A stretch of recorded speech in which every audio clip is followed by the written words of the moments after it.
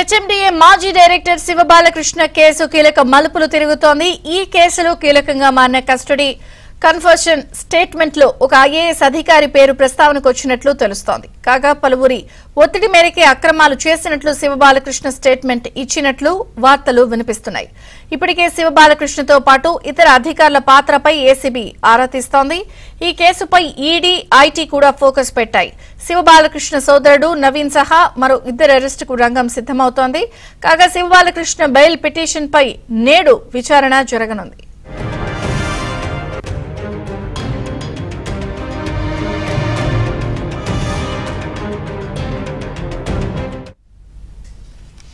HMDA మాజీ director Shiva Balakrishna కేసులో అనేక మలుపులు తిరుగుతున్నాయి. మరిన్ని వివరాలు మా ప్రతినిధి శశిని అడిగి తెలుసుకుందాం. శశి, శివ బాలకృష్ణ 8 రోజుల పాటు కస్టడీకి తీసుకుని ఏసీబీ అధికారులు విచారించారు. ఈ విచారణలో కీలకమైనటువంటి అంశాలు వెలుగులోకి వచ్చాయి. అతని ఆస్తుల చిట్టా కూడా బయటపడింది. సుమారుగా 250 కోట్ల మేర ఆస్తులు కూడబెట్టినట్టుగా ఏసీబీ అధికారుల విచారణలు గుర్తించారు. మరోవైపు వందలాది ఎకరాల భూములు కొనుగోలు చేసినట్టుగా కూడా గుర్తించారు. ఇప్పటి వరకు శివ బాలకృష్ణ ఇంట్లో సీజ్ చేసినటువంటి డాక్యుమెంట్ల ఆధారంగా, రేరా కార్యాలయంలో సీజ్ చేసినటువంటి డాక్యుమెంట్ల ఆధారంగా అతని అనధికార ఆదాయం సుమారుగా 250 కోట్ల మేర ఉంటుందంటూ కూడా ఏసీబీ అధికారులు అంచనాకు వచ్చారు. మరోవైపు ఇప్పటి వరకు 200 ఎకరాలకు పైగా భూములు కొనుగోలు చేసినట్టు అందుకు సంబంధించినటువంటి డాక్యుమెంట్లను కూడా గుర్తించారు. హైదరాబాద్తో పాటు హైదరాబాద్ చుట్టుపక్కల ఉండేటటువంటి జిల్లాలతో పాటు ఆంధ్రప్రదేశ్లో కూడాను భూములు కొనుగోలు చేసినట్టుగా తెలుస్తోంది. ఒక్క జనగాంలోనే సుమారుగా 100 ఎకరాలకు పైగా భూములు కొనుగోలు చేసినట్టుగా తెలుస్తోంది. ఈ భూములన్నీ కూడా తన పేరు మీద కొంత పెట్టుకుంటే ఆ తర్వాత కుటుంబ సభ్యుల మీద పేరు మీదనే ఎక్కువ శాతమైన రిజిస్ట్రేషన్ చేయించారు. ప్రధానంగా భార్య, కూతురు, ఆ తర్వాత అల్లుడు, అలాగే సోదరుడు నవీన్ పేరిట కూడా ఎక్కువ శాతం భూములు కొనుగోలు చేసి వారి పేరు మీదనే రిజిస్ట్రేషన్ చేయించాడు.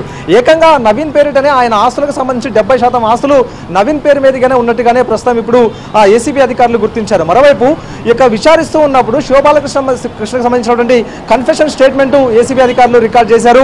ఈ కన్ఫెషన్ స్టేట్మెంట్లో ఒక ఐఏఎస్ అధికారి పాత్రను, ఐఏఎస్ అధికారి పేరును శివ బాలకృష్ణ ప్రస్తావించినట్టుగా తెలుస్తోంది. అయితే ఐఏఎస్ అధికారి ఎవరు అన్నది ప్రశ్న ఇప్పుడు సస్పెన్స్ గా మారింది. ఒకవేళ అతనికి సంబంధించినటువంటి అంశాలు బయటకు వస్తే అతన్ని కూడా ఐఏఎస్ అధికారిని కూడా విచారిస్తారా అన్నది ప్రస్తుతం ఇప్పుడు సస్పెన్స్ అంటూ కూడా చెప్పుకోవచ్చు. అయితే ఒకవైపు విచారణ కొనసాగించి అతను 8 రోజుల పాటు కస్టడీకి తీసుకుని విచారించిన తర్వాత శివ బాలకృష్ణ తాజాగా బెయిల్ పిటిషన్ దాఖలు చేసుకున్నారు. బెయిల్ పిటిషన్ పై ఈ రోజు విచారణ కూడా కొనసాగుతుంది. పూర్తి విచారణ అనంతరం ఏసీబీ న్యాయమూర్తి శివ బాలకృష్ణకు సంబంధించినటువంటి బెయిల్ పైన ఒక నిర్ణయం తీసుకున్నటువంటి అవకాశం అయితే ఉంది. అయితే అంచనాకు మించి ఆస్తులను కూడబెట్టారు శివ బాలకృష్ణ. ఈ నేపథ్యంలోనే శివ బాలకృష్ణ ఆస్తుల పైన ఇటు ఈడీ, ఐటీ ఫోకస్ చేసింది. ఇక ఈ కేసుకు సంబంధించి తమకు వివరాలు ఇవ్వాలంటూ కూడా ఏసీబీ అధికారులు ఐటీ కోరింది, ఆ తర్వాత ఈడీ కూడా కోరింది. సుమారు 250 కోట్ల మేర ఆస్తులు కూడబెట్టారంటూ కూడా ఏసీబీ అధికారులు అంచనాకు వచ్చారు. కాబట్టి ఈ ఆస్తుల్లో మనీ లాండరింగ్ కోణం ఏదైనా ఉందా అన్న అంశాల గురించి దర్యాప్తు చేయడానికి ఈడీ ముందుకొచ్చింది. మరోవైపు ఆదాయానికి మించినటువంటి ఆస్తులు ఉన్నాయి కాబట్టి ఈ ఆస్తుల అంశాన్ని నిగ్గు తేల్చేందుకు ఐటీ అధికారులు కూడా ఇప్పుడు ముందుకొచ్చారు. కాబట్టి సో ఈ రెండు కేంద్ర దర్యాప్తు సంస్థలు కూడా ఇటు శివ బాలకృష్ణ మీద ఫోకస్ చేశాయి. అతని అక్రమ ఆస్తుల మీద విచారణ చేయబోతూ ఉన్నాయి. సో మొత్తానికి ఆయన బెయిల్ పిటిషన్ మీద మరి కాసేపట్లో విచారణ కూడా జరగనుంది. విచారణ అనంతరం ఆయనకు బెయిల్ ఇవ్వాలా, బెయిల్ తిరస్కరించాలన్న అంశాల గురించి ఏసీబీ న్యాయమూర్తి ఒక నిర్ణయాన్ని అయితే తీసుకుంటారు. మరోవైపు ఒక ఐఏఎస్ పేరు ప్రస్తావనకు వచ్చింది కాబట్టి ఐఏఎస్ ఎవరా ఏంటన్న అంశాల గురించి కూడా ప్రస్తుతం విస్తృతంగా చర్చ నడుస్తుంది. ఇక ఇదే కాకుండా తన పై స్థాయి ఉన్నతాధికారుల ఒత్తిళ్ల మేరకే తాను ఇదంతా కూడా చేసినట్టుగా కన్ఫెషన్ స్టేట్మెంట్ ఇచ్చారు.